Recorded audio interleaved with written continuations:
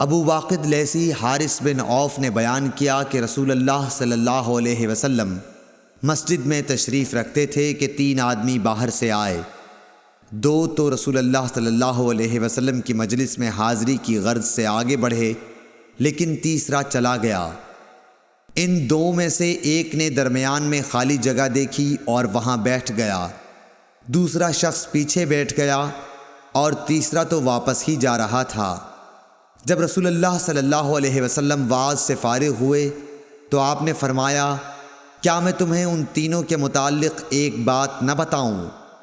ایک شخص تو خدا کی طرف بڑھا اور خدا نے اسے جگہ دی، یعنی پہلا شخص۔ رہا دوسرا تو اس نے لوگوں میں گھسنے سے شرم کی، اللہ نے بھی اس سے شرم کی۔